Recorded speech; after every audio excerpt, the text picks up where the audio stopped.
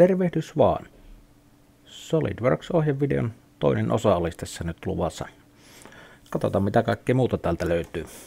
Eli pitemmittä puhetta aloitellaan mallintamista. Eli mulla on tässä nyt normaali aloitusnäkymä, on jo aloittanut tässä uuden partin. Tässä on nämä aputasot näkyvissä. Niin lähdetään pursuttamaan tähän sitten. Katsotaan mitä tästä tulee. Eli aloitellaan tältä ihan normaali pursutuksella. Ja nyt haluan sen pursuttaa vaikka tähän right-tasolle eli oikealle puolelle. Ja otetaan tuolta ympyrä ja tuohon keskelle. Noin ja hyväksytään ja Smart Dimensionilla mitoitellaan. Annetaan sille halkaisijaksi vaikka 100 milliä.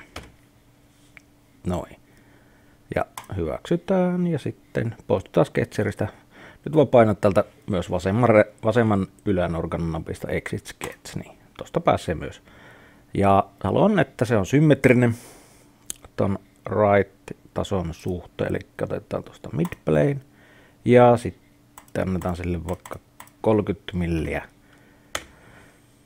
mitaksi. Noin. Eli tässä meillä on tämmönen kiekko. Ihan tämmönen yksi pursutuskiekko ja katsotaan mitä tästä saadaan tehtyä sitten. Eli nyt voisin näyttää semmoisen piirteen, jota ei vielä edellisessä videossa näytetty.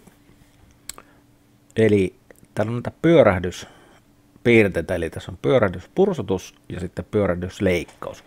Niin nyt voisin näyttää vaikka tämän pyörähdysleikkauksen, miten tämä toimii. Eli otetaan tuosta pyörähdysleikkaus. Sitten SolidWorks pyytää näyttämään tasoa, mille tasolle tämä pyörähdysleikkauksen sketsi piirretään. Ja otetaan tässä vaikka tämä top-taso. Eli nyt teen tämmöisen, katsotaan jos onnistuu tämmönen hihnanpyörä moniura hihnalle, jossa nämä urat piirretään tänne kiekon ulkokehälle. Ja se on kaikista helpointa tehdä tämmöisellä pyörähdysleikkauksella. Eli valitaan tästä tämä top-taso, jolloin SolidWorks kääntää kappaleen tähän asentoon. Sitten zoomataan vähän lähemmäksi. Ja tässä voi muuten laittaa sitten, jos haluaa, niin myös viivapiirrokseksi tämän, tai viivakuvaksi näkyviin, tai sitten solid-kuvana. Ihan miten kukakin tykkää. Joskus on selkeämpi käyttää tämmöistä seidattua kuvaa ja joskus on selkeämpi käyttää viivakuvaa, mutta se riippuu vähän tilanteesta. Mutta mennään nyt tämmöisellä.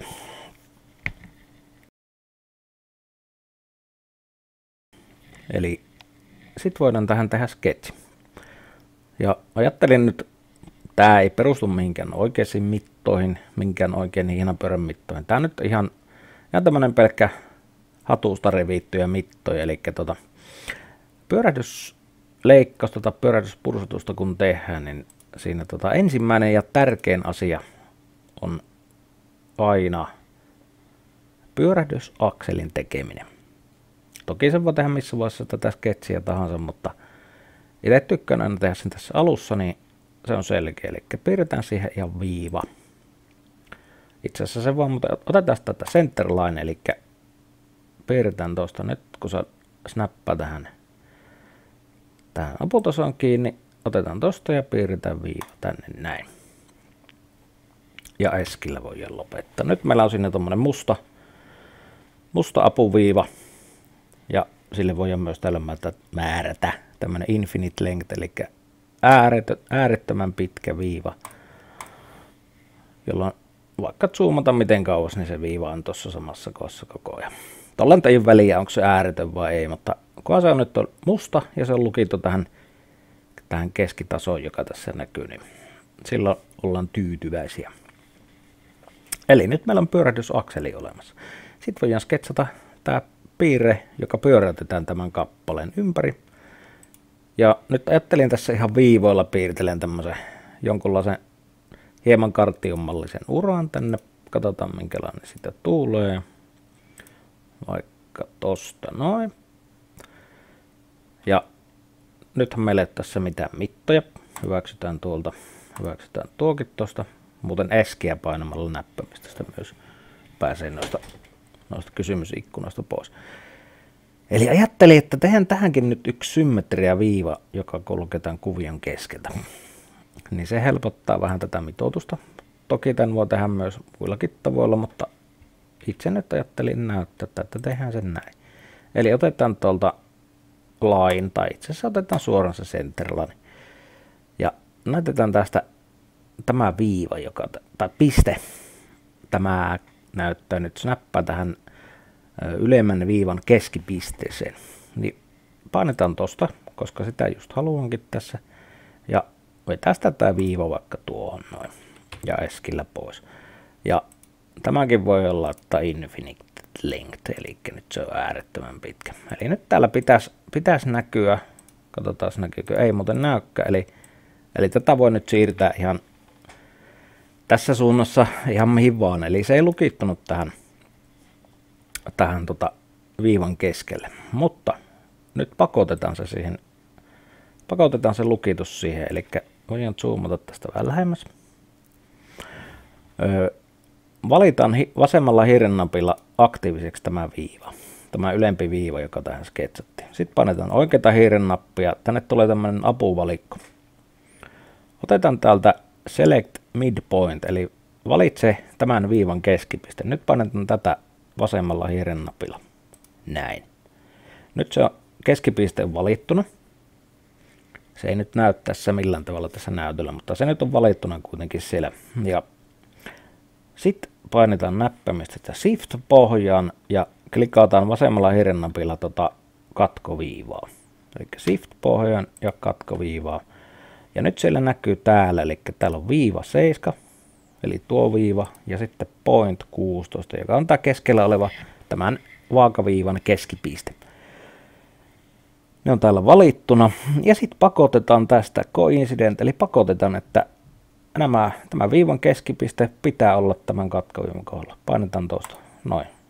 Nyt se katkoviiva siirtyi siihen viivan keskipisteen kohdalla. Hyvä. Sitten tehdään sama juttu tälle alapuolen jutulle, eli haluatte tämänkin on myös symmetrinen tämän viivan kanssa, tämän katkoviivan kanssa. Eli painetaan tuosta vasemmalla napilla, sitten oikealla napilla valitaan valikosta Select Midpoint, Shift-pohjassa valitaan tämä katkoviiva ja sen jälkeen painetaan Coincident, jolloin täällä myös näkyy tämä, eli Coincidentti on nyt täällä niin kuin sidontana. Ja hyväksytään näin. Eli nyt siellä on edelleen kaikki sinisenä, mutta ei se haittaa tässä vaiheessa. Mitoitellaan nyt lisää sitten. Eli voitaisiin nyt mitottaa vaikka ekana tämä katkoviiva tästä, eli tämä symmetriaviiva niin sanotusti. Painetaan Smart Dimin päälle ja annetaan sille mitta tästä tänne keskitasolle. Se ottaa 11,72 mm, laitetaan sen vaikka 12. Hyväksytään. Sitten annetaan tälle Smart Dim uudestaan päälle, annetaan tälle viivalle mitta. Annetaan tälle vaikka 1,5 mm. Ja sitten annetaan tälle yläviivalle mitta vaikka 3 mm. Nyt meillä on tämmönen kartionmallinen muoto tässä. Ja katsotaan, onko tää muuten sidottu. Tää joo, eli tääkään ei ole sidottu tähän kiekon ulkokehälle. Ja se voidaan nyt saada sidottua, eli zoomataan vähän lähemmäs. Klikataan tätä. Ja sitten Shift-pohjassa klikataan tätä kiekon ulkoreunaa. Noin. Hetkinen, se ei muuten ottanutkaan, sitä kokeillaan toisinpäin. Eli painetaan tästä kiekon ulkoreunaa ensin. Eikö se ottaa tuon tason? Otetaan tasot pois päältä, ne vähän nyt haittaa tässä. Eli se yritti ottaa siihen tasoon kiinni, mutta nyt kun meille tasot näkyvissä, nyt se pitäisi ottaa tämä reunakäyrä tuosta. Noin. Nyt se otti ton näkyy vaaleansinisena. Sitten Shift-pohjassa klikataan tätä sketsattua viivaa. Ja sitten valitaan täältä collinear, eli nämä viivat ovat niinku päällekkäin. Noin, ja nyt se napsatti sinne. Nyt se on lukittu siihen kiekon ulkoreunaan. Ja täällä on edelleen sinisiä mittoja. Nythän meiltä puuttuu sitten tämän kuvion korkeus. Eli otetaan taas Smart Dimension päälle. Mitoitetaan tästä pohjaviivasta. Ja no sen voi mitoittaa nyt tuohon vaikka tähän sketsattuun viivaan ja annetaan sille mittaa. Ja klikataan tonne. Ja nyt se kysyy sitten mittaa. Annetaan sillekin 3 milliä vaikka mitaksi. Eli siinä meillä on tuonne kuvio. Katsotaan miltä tämä näyttää. Sitä muutetaan 13. Joo, annetaan olla sen 12 milliä. Noin. Elikkä nyt meillä on sketsattu. Mulla on tässä, mutta tämä 3D-hiiri, tällä on ihan näppärä pyöritellä tätä eri asentoihin. Eli nyt meillä on sketsattuna tässä tämä uran poikkileikkaus, joka tähän leikataan. Ja nyt sitten tehdään se leikkaus, eli mennään Sketcheristä pois, Exit Sketcher. Ja nyt se kysyy Axis of Revolution. Mikä on pyörähdysakseli? Ja näytetään nyt sitä pyörähdysakselia, joka siihen keskelle tehtiin, eli valitaan tämä akseli. Ja nyt se näyttää tässä esikatselulla, eli tännehän se ura nyt olisi tulossa. Tänne muuten saa, tästä pystyt myös sitten laittaa, että mihinkä asti tämä pyörähdysleikkaus tehdään. Eli tässä nyt oletuksena tämä 360 astetta. Tähän voi laittaa myös muitakin mittoja. Tämä voi myös olla pienempi, vaikka 90 astetta, jos laitetaan. Klikataan tuolta, katsotaan. 90 astetta nyt näkyy, että se vaan leikkaa 4. kierroksen. Mutta tässä tilanteessa tehdään totta kai se 360 astetta. Näin. Ja hyväksytään se. Näin. Nyt meillä on siinä ensimmäinen ura. Ja nyt voitaisiin tässä vaiheessa tallentaa tämä malli. Eli tuosta vaan painetaan tallennuskuvaketta ja annetaan sille nimi. Annetaan sille nimeksi vaikka hihnapyörä. Ja ei muuta kuin tallenna. Nyt se on tallennettu. Täällä ylhäällä lukee sitten se mallin nimi. Eli nyt meillä on siinä ensimmäinen ura. Ja näitä uriahan nyt voi tietysti sketsata tähän vierekkäin monta kappaletta, mutta sehän vie aika paljon aikaa. Niin käytetään tästä ihan pattern-komentoa. Eli otetaan linear pattern. Eli tehdään ihan tämmöinen lineaarinen monistaminen tälle piirteelle. Eli meillä on tämä piirre valittuna, tämä cut revolve piirre on valittuna. Sitten painetaan linear pattern. Ja nyt se näyttää sieltä sitten, täällä näkyy, että tämä cut revolve on valittu, mutta sitten se kysyy direction 1, eli mihin suuntaan tämä monistus tehdään. Ja tästä valitaan, näytetään tätä kylkipintaa noin. Eli nyt se oletuksena niin kun haluaa tehdä tommosen patternin siihen sitten. Ja tässä pystytään nyt säätämään sitten näitä mittoja. Eli tämähän nyt menee tänne kappaleen ulkopuolelle, niin tämä ei ole hyvä. Katsotaan minkälaisella mitolla tämä onnistuu. Pistetään vaikka 5 milliä tuohon ja klikataan tonne. Eli edelleenkin se on aika, hetkinen, katsotaan 5 milliä, joo. Tuohon kun klikkaa, eli 5 milliä. Ja no nyt se mahtuu tänne kappaleen sisälle, mutta tämä nyt ei ihan ole symmetrinen. Tätä nyt varmaan ihan symmetrisesti kyllä saakka tässä.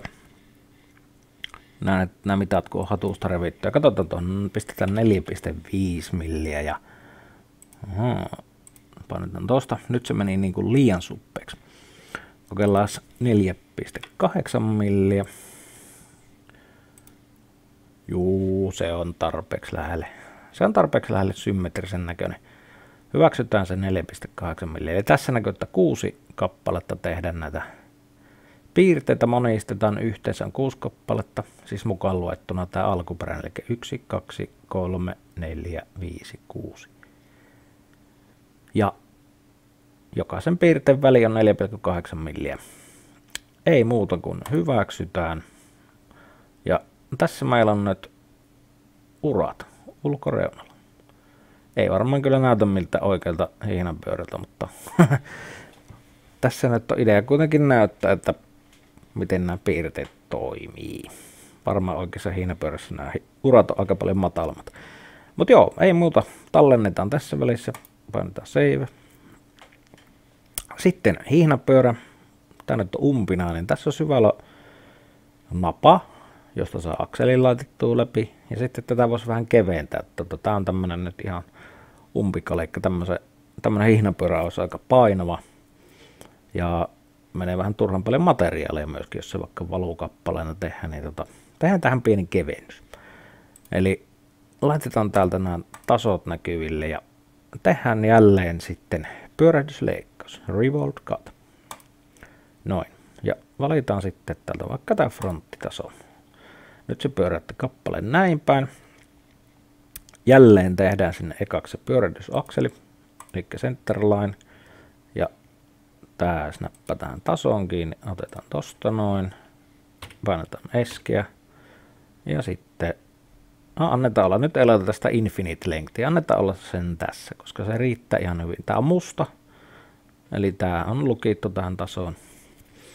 Se riittää akselille ihan hyvin, muuta mittoja sille ei tarvitse tehdä. Sitten tehdään tähän kevennysleikkaus. Mä sketsaan ihan tänne viivan nyt. Otetaan tuosta line sketsi. Sitten tosta painetaan noin kontrolli. Tää nyt yrittää snappailla tänne viivoihin, niin kontrollipohjassa tää snapin saa tältä estettyä, että se ei lukita tänne mihinkään viivoihin kiinni. Koska jos se on jossakin viivassa lukittu kiinni, niin sitten niiden mittojen muuttaminen on vähän hankalaa siinä. Eli helpompi tässä vaiheessa, että laitetaan silleen, että se ei ole lukittu mihinkään noihin viivoihin. Otetaan tommonen syvyys, sitten voi jo vetää sitä, katsotaan nyt. No nyt voi jo mennä tänne, nyt se haluaa snapata. Nyt mulla ei ole kontrollipohjassa, nyt se haluaa snapata tähän keskitasoon. Hyväksytään se. Mennään vähän lähemmäksi katsoa vielä.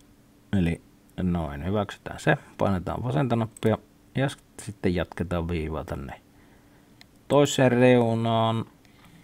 Ja sitten suljetaan tämä muoto. Eli aina pyörähdysleikkaus tai pursotus tai tavallinen leikkaus, niin aina tämä muoto pitää olla suljettu. Muuten sitä leikkausta ei voi tehdä kunnolla. Tai voi semmoisena niin sanottuna thin piirteinä tehdä, mutta tässä tilanteessa itse asiassa joo. En ole varma, voiko sitä thinia revolvessa käyttää, mutta okei. Kuitenkin muoto pitää olla suljettu. Ja nyt meidän pitäisi mitoittaa tämä muoto. Tosiaan yksinkertaisinhan olisi tästä vaan SmartDimillä antaa tälle mitta näin ja hyväksytään näin. Mutta tämmöisessä pyörähdyskappaleessa niin haluaisin itse antaa tälle ihan halkaisia mitaa. Ja nyt haluan tämän mitan tästä pois. Katsotaan. Painetaan oikealla hirnapilla tätä mittaa. Ja onko täällä delete? Katsotaan, oliko täällä delete missä. Tää oli tää mittojen poistaminen tässä SolidWorksissa vähän hankala. Katsotaan, jos otetaan tuosta vasemmalla hirnapilla, valitaan se mitta ja painetaan näppäimistä sitä delete-näppäintä, niin sitten se mitta lähtee sitä pois. Eli nyt haluaisin mitoittaa tämän niin, että tässä näkyykin tämän valmiin muodon halkaisija mitta. Ja se onnistuu niin, että painetaan Smart Dimension päälle. Valitaan tämä piste, ulkorajan piste. Sitten näytetään tätä akselia, tätä pyörähdysakselia. Klikataan siitä. Nyt huomataan, no niin, tähän nyt on edelleen se sädemitta.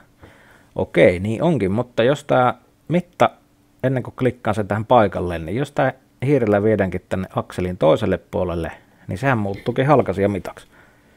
Ja tätä just halutaan tässä, eli nyt voidaan klikata tästä mittapaikalle. Annetaan sille vaikka 90 milliä, noin. Se on nyt 90 milliä ja sitten annetaan tuolle sisämitalle myös sama juttu, eli valitaan tämä piste ja sitten valitaan tämä akseli ja taas se näyttää sädettä, mutta sitten kun viedään tämä hiiri tänne akselin toiselle puolelle, niin sitten se muuttuukin halkaisija mitaksi. Klikataan se mitta tuohon paikalle, annetaan tuolle vaikka 65 milliä. Okei.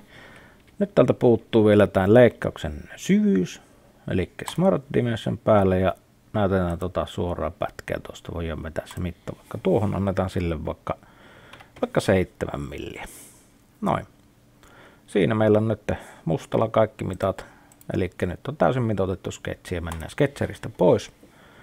Ja nyt se itse asiassa meillä ei ollut kuin yksi keskiviiva täällä, eli nyt se älyää automaattisesti tänne, että sen ympäri pyöräytetään. Ja tässä se näyttää esikatseluna. Pyörähdysleikkauksen hyväksytään. Näin. Siinä meillä on pyörähdysleikkaus. Ja nyt tämän voisi peilata tällekin toiselle puolelle sitten. Eli Cut Revolve on täällä valittuna. Sitten ei muuta kuin painetaan tuosta Mirror. Ja näytetään minkä tason suhteen peilataan ton tason suhteen ja hyväksytään tuosta vihreällä napilla. Noin, nyt meillä on sinne leikkaus. Ja tämä on nyt ihan hyvä tietää tässä vaiheessa, että mitenkäs paljon tänne jää materiaaleja tänne väliin. Tämän voi toki mitata. Eli painetaan Evaluate-nappia täältä ylävalikosta. Ja tässä on ihan tämmöinen rullamitan kuva. Measure-työkalu, painetaan siitä. Sitten tästä voidaan valita suoraan pinnat, mitkä halutaan mitata. Mitataan tuo pinta. Ja sitten käännetään kappale ja mitataan tämä pinta. Ja tässä lukee Center Distance 16 milliä. Eli näiden pintojen väli on 16 milliä. Siinä on 16 milliä ainetta tuossa välissä. Paistetaan mittaustyökalut kiinni. Ja tosiaan tästä voitaisiin nyt ottaa poikkileikkaus, niin se on vähän visuaalisempi vielä. Eli valitaan tuo top-taso tuolta ja sitten painetaan tuosta Section View. Poikkileikkauspäälleen ja hyväksytään tuosta vihreällä napilla. Nyt meillä on sinne poikkileikkaus näkyvissä, eli tämä on aika paksu tämä materiaali vielä tässä keskellä. No, ohennetaan sitä. Otetaan tämä Revolve Cut, joka meillä on tämä ekapiirre. Tätä muuten voi vaikka tuplaklikata tätä piirrettä näin, jolloin kaikki Sketcherin mitat tulee tähän näkyville. Eli tämä 7 milli, niin tätä mittaa pitäisi nyt vähän kasvattaa. Katsotaan miltä näyttää, jos pistetään siihen vaikka 10 milliä ja hyväksytään ja tuolta painetaan liikennemeloa. Nyt se on jo huomattavasti parempi. Voitaisiin vaikka pikkasen vieläkin sitä kasvattaa, eli pistetään siihen vaikka 12 milliä. Meneköhän tämä jo liian ohueksi. Hyväksytään 12 milliä. Joo, tämä näyttää ihan hyvältä. Ja mä haluaisin, että tämä reunan, tämä viiste, tämä olisi pikkasen jyrkempi. Ei mitään muuta kuin otetaan täältä ja muutetaan tämä 65 tästä vaikka 70 millin.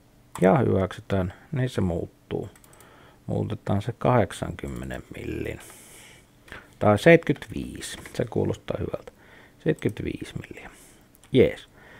Eli nyt meillä on tässä tämmönen hieno kevennysleikkaus kummallakin puolella. Ja on katsottu tästä poikkileikkauksella, että se näyttää hyvältä.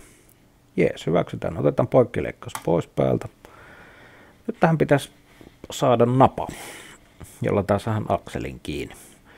Ja tehdäänpä siihen nyt ihan tässä välissä, mutta voitaisiin tallentaa tää.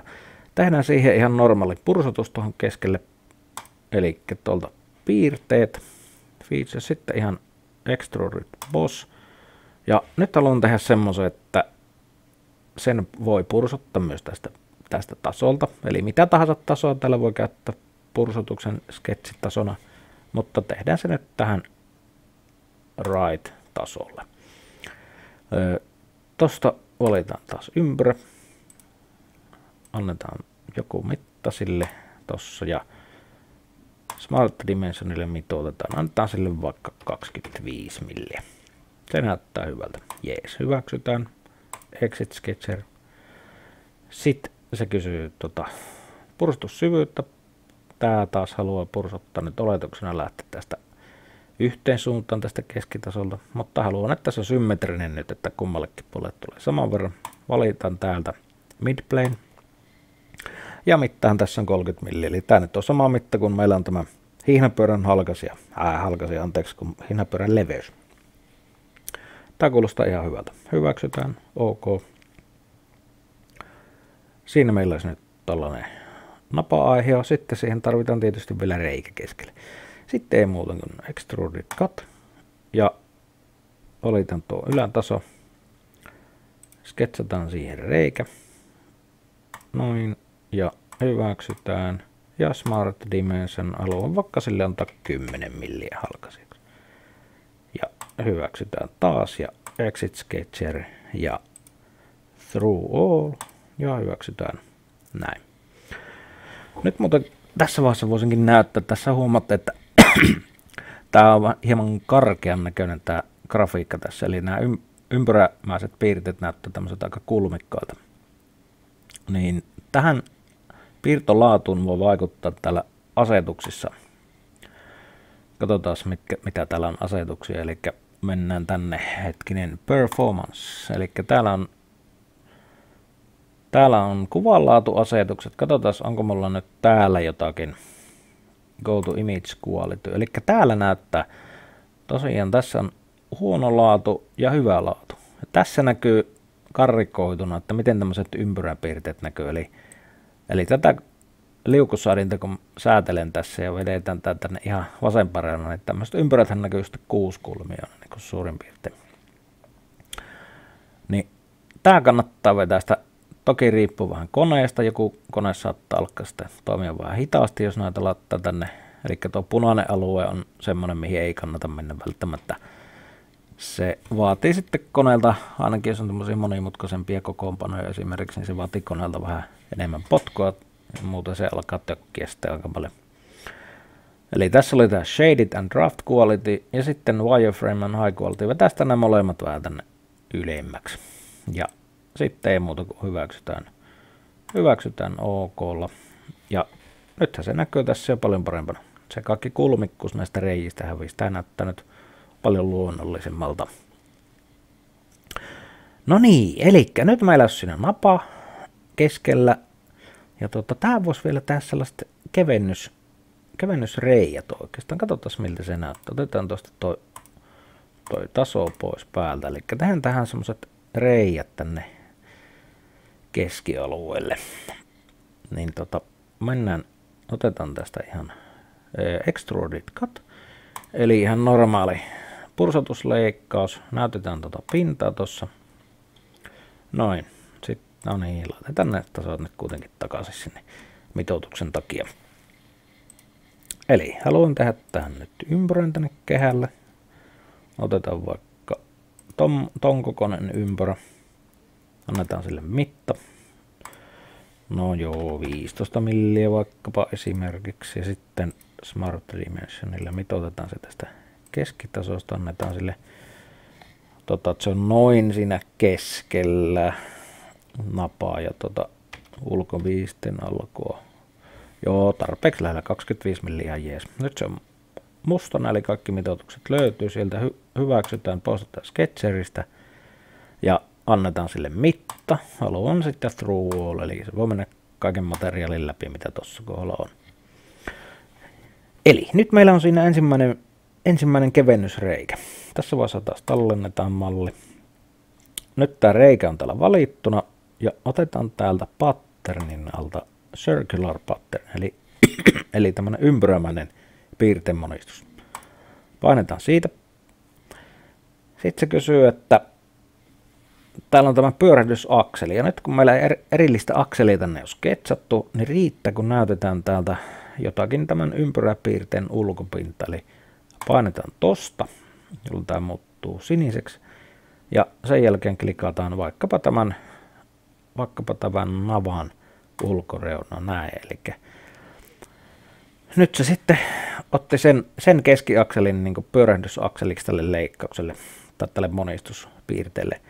Ja tässä voi, ja nyt kun me ollaan tässä equal spacing, niin voidaan valita tässä ihan suoraan, että montako kappaletta tähän halutaan, niin se automaattisesti yhden ympyrän tai 360 asteen kulmalle se laittaa ne aina samoin välimatkoin. No, nyt vähän hölmästi selitin, mutta katsotaan, tästä jos tuommoitetaan, tästä nuolella voi vaikka painaa 5.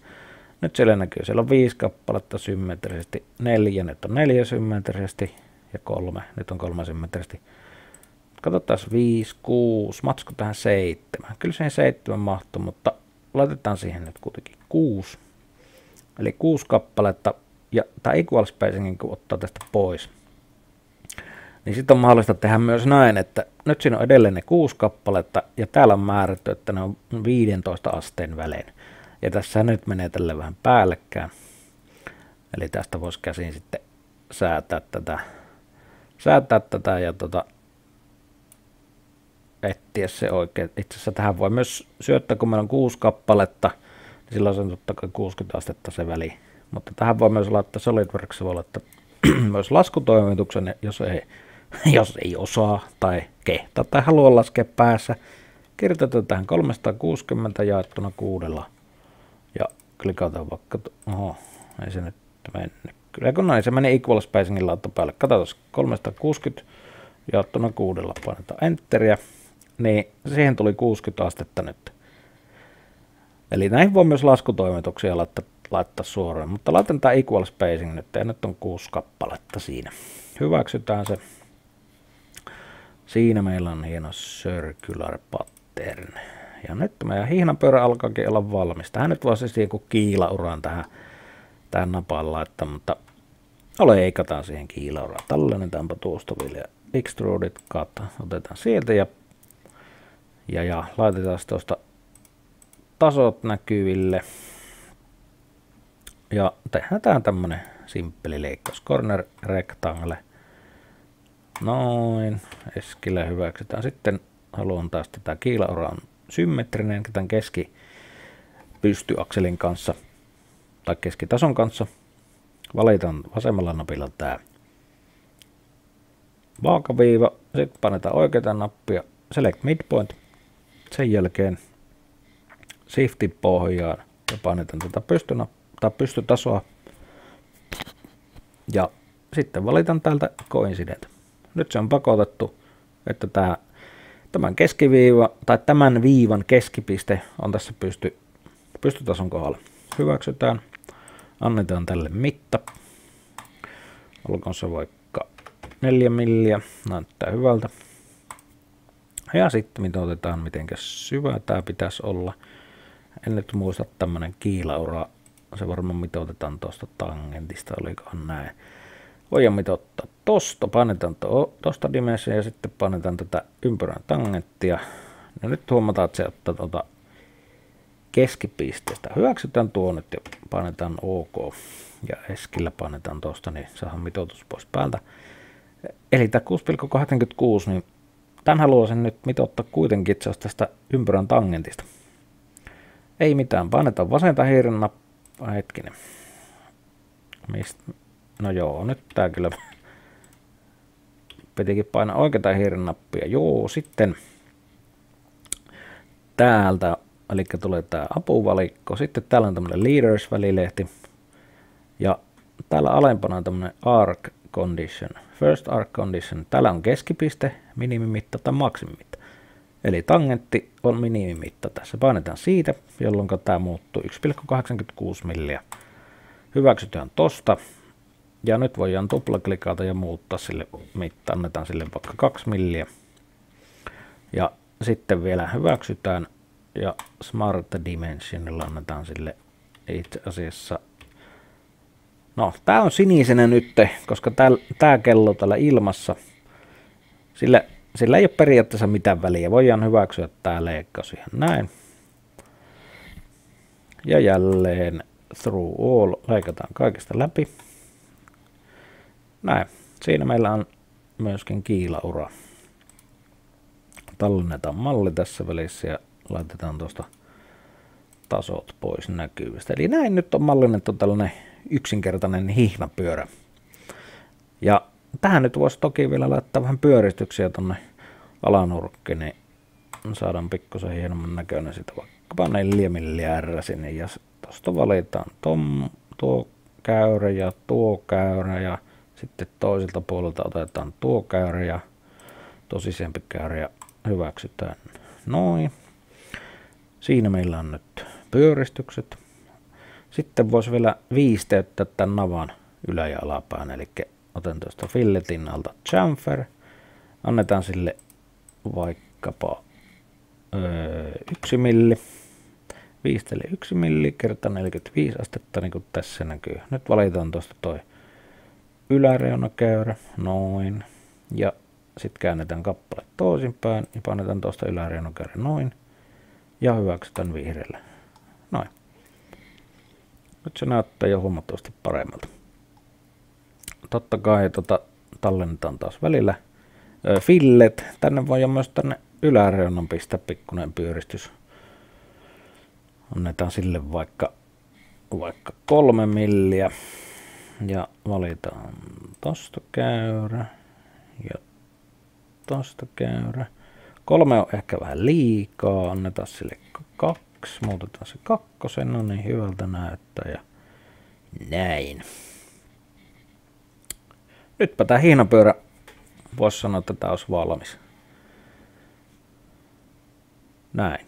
Tallennetaan. Ja nyt voisin näyttää vielä, että miten tässä SolidWorksissa saa näitä kappaleita vielä värjättyä eri väriseksi tai käytettyä tässä tämmöisiä yksinkertaisia tekstuureja, jota tässä ohjelman mukana on. Eli tässä työkalupalkissa tässä ikkunan ylärannassa on tämmönen kynä- ja väripallo, tommonen Edit Appearance, josta saa sitten tämän koko kappaleen värin muuttaa. Niin painetaan siitä.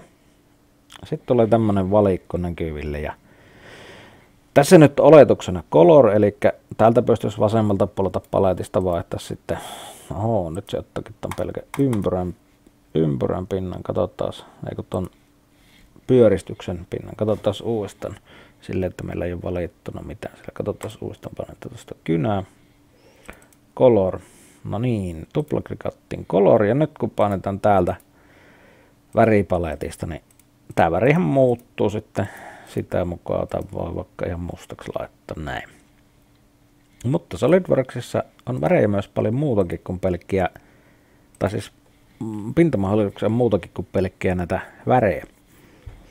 Eli täällä oikealla puolella valikossa on, painetaan tuosta Appearances Color, klikataan tosta, niin täällä alla on sitten muoveja, metalleja, maalattuja pintoja, kumia, lasia, kiinteitä aineita, valoja, kankaita, organisia aineita, kiveä.